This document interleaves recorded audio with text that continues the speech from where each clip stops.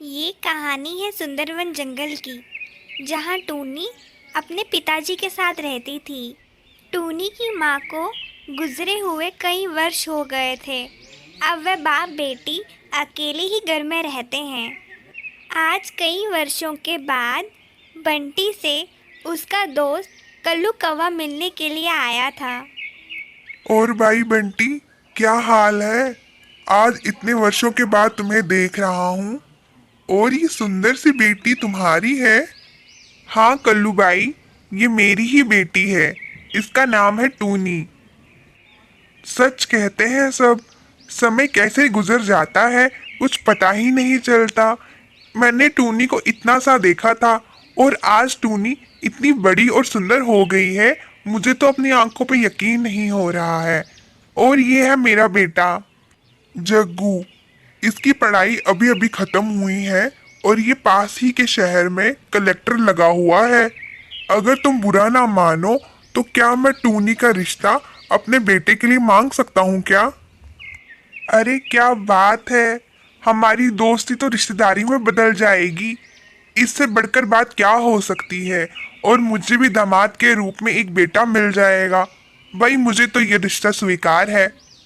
देखते ही देखते कुछ ही दिनों में टूनी और जग्गू की शादी पक्की हो जाती है और टूनी शादी करके जग्गू के साथ अपने ससुराल चले जाती है, जहां उसका स्वागत बड़े ही धूमधाम तरीके से होता है। अरे वाह टूनी, तुम कितनी सुंदर लग रही हो। मेरे तो भाग खुल गए तुमसे शादी करके। जग्गू टूनी की सुंदरता देखकर उस पे मोहित हो गया। आसपास के सभी लोग जब टूनी को देखने के लिए आए तो उसकी सुंदरता देखकर वे दंग रह गए। सब ने निर्मला की खूब तारीफ की कि उसकी बहू तो बहुत ही सुंदर है। अगले दिन टूनी और जग्गू अपने घर से घूमने के लिए निकल पड़ते हैं। वे अभी कुछ ही दूरी पे पहुंचे थे, तभी उनकी कार एक पेड़ के साथ टकरा जाती है और उनका एक्सीडेंट हो जाता है। इस हादसे में जग्गू कौवे की जान चली जाती है और टूनी बेचारी अस्पताल में बेहोश होती है। उसे कई दिनों तक होश नहीं आता। आखिरकार कई दिनों के बाद जब टूनी को होश आता है तो उसे पता चलता है कि जग्गू कौवा इस दुनिया में नहीं रहा। ये सुनते ही उसके पांव तले जमीन खिसक जाती है और वह इस सदमे को बर्दाश्त नहीं कर पाती। आज कई महीनों के बाद टूनी को अस्पताल से छुट्टी मिली थी और वह अपने ससुराल आ गई थी। बेटा टूनी, अब कैसी तबीयत है तुम्हारी? मैं तुमसे एक ज़रूरी बात कहना चाहती हूँ। मुझे पता है ये सही समय ऐसी बात करने का नहीं है, मगर बेटा मुझे माफ़ करना, मैं मजबूर हूँ। नहीं माँ, आपको जो ठीक लगे आप मुझे बोल सकती हैं। इसके लिए आपको मुझसे माफ़ी मांगने की ज़रूरत नहीं है। बेटा मैं चाहती हूँ तुम दूसरी शादी कर लो। अब जग्गू हमारे बीच नहीं रहा और अभी तुम्हारी उम्र ही क्या है? कब तक तुम पूरी ज़िंदगी विधवाओं की तरह गुजारोगी? मैं चाहती हूँ तुम किसी अच्छे घर में जाओ और किसी अच्छे लड़के से शादी कर लो। हमारा क्या पता आज है कल नहीं, मगर तुम्हारे आगे तो पूरी जिंदगी पड़ी है। इसलिए बेटा इसे तुम मेरा आदेश समझो और तुम दूसरी शादी कर लो। माँ जी, मैं आपके आगे हाथ जोड़ती हूँ, आप प्लीज़ मुझे इस घर से ना निकालें। मैं दूसरी शादी नहीं करना चाहती हूँ। अब मैं पूरी ज़िंदगी आपकी सेवा करना चाहती हूँ। अरे नहीं नहीं बेटा, तुम मुझे गलत समझ रही हो। मैं तुम्हें इस घर से नहीं निकाल रही, बस मैं ये चाहती हूँ कि तुम अपने जीवन में आगे बढ़ो और खुश रहो। लाख कोशिशें करने पर भी निर्मला टूनी को दूसरी शादी करने के लिए तैयार नहीं कर पाती है। ठीक है बेटा, अगर आप दूसरी शादी नहीं करना चाहते तो ना करो, लेकिन फिर मेरी भी एक शर्त है। आपकी जो पढ़ाई छूट गई थी आप उसको पूरा करोगे और पूरी तन मन धन से अपने एग्ज़ाम पास करोगे। ठीक है माँ जी, जैसे आपकी मर्जी। मैं कल ही कॉलेज आके आगे की पढ़ाई का पता करती हूँ। सुबह होते ही टूनी अपने कॉलेज की ओर निकल पड़ती है। लेकिन जैसे ही टूनी कॉलेज पहुंचती है, वैसे ही उसकी सभी उम्मीदों पे पानी फिर जाता है। Ma'am, please try to understand. आपकी जो एडमिशन है वो काफ़ी लेट हो रही है और साथ में आपकी फ़ी और लेट एडमिशन मिला के अराउंड 3 लाख का कॉस्ट आ रहा है। इस अकॉर्डिंग आपका पर ईयर का कॉस्ट अराउंड 6 लाख रुपीज़ बनेगा। If you are willing in this, please let me know, ताकि हम जल्दी से एडमिशन प्रोसीजर स्टार्ट कर दें। टूनी, क्या बात है बेटा, आपका मुंह लटका हुआ क्यों है? आप तो कॉलेज गए थे ना एडमिशन करवाने के लिए, हो गए एडमिशन? नहीं माँ, अब मैं कॉलेज नहीं जाऊंगी, मैं घर बैठ के ही पढ़ाई कर लूँगी। ये कैसी बातें कर रही हो तुम बेटा, बताओ मुझे क्या बात है? माँ, जिस कॉलेज में मैं आज एडमिशन करवाने के लिए गई थी, उन्होंने मुझसे बहुत ज़्यादा पैसे मांगे हैं।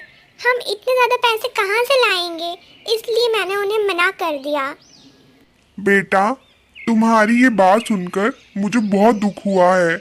आज तुमने ये साबित कर दिया कि तुम हमारी बेटी नहीं हो और हम तुम्हारे मम्मी पापा नहीं हैं। इतनी छोटी सी बात के लिए आप परेशान हो रही थी। जाइए, आप अपने कमरे में जाके आराम कीजिए और कल कॉलेज चले जाइएगा एडमिशन करवाने के लिए। पैसे हम देंगे आपको। कल्लू और सुंदरी ने टूनी को कॉलेज आने का तो कह दिया था, लेकिन वह पैसे का इंतज़ाम कहाँ से करेंगे? उन्हें इस बात की चिंता सताए जा रही थी। सुंदरी जी, मेरे दिमाग में एक आइडिया आया है।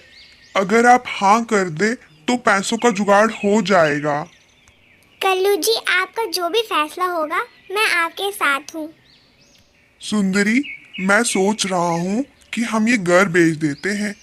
इस घर के बेचने से हमें कम से कम इतने पैसे तो मिल ही जाएंगे कि सुंदरी बहू की पढ़ाई पूरी हो पाए। ये तो आपने बिल्कुल पते की बात की है कल्लू जी। ये बात पहले मेरे दिमाग में क्यों नहीं आई? हम तो खामखा इतने परेशान हुए जा रहे थे। आप कल ही इस घर को बेच दीजिए। अगले दिन ही कल्लू ने अपना घर बेच दिया और टूनी की एडमिशन कॉलेज में करवाई। जब टूनी को इस बारे में पता चला तो उसे बहुत दुख हुआ। पिताजी, मैंने पिछले जन्म में कोई अच्छे काम किए होंगे, तभी तो इस जन्म में मुझे पिता के रूप में आप मिले हैं। मैं आपका ये ऋण कैसे चुकाऊंगी, मेरी तो कुछ भी समझ नहीं आ रहा। आपने मेरी पढ़ाई के लिए अपना बरसों पुराना घर बेच दिया, मैं धन्य हुई।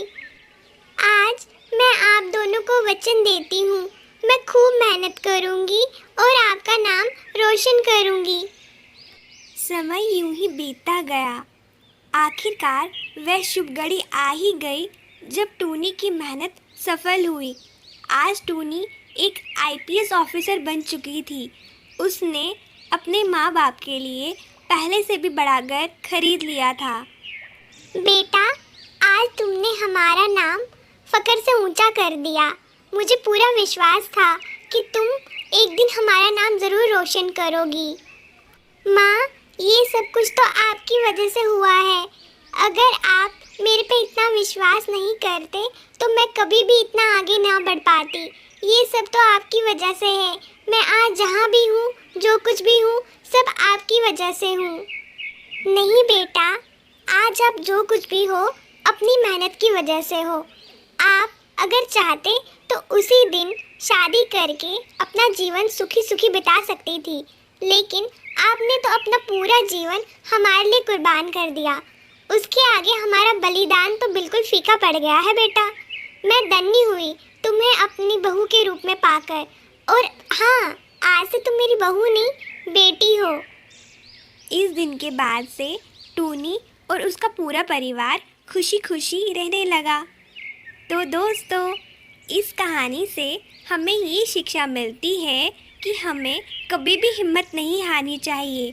चाहे कितना ही बड़ा दुख हो, हमें मिलकर उसका सामना करना चाहिए और अपनी मेहनत कभी भी नहीं छोड़नी चाहिए, क्योंकि हमारी मेहनत का फल एक ना एक दिन हमें ज़रूर मिलता है, भले ही देर से सही।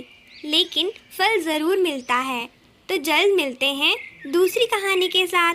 तब तक के लिए आप अपना ध्यान रखिए।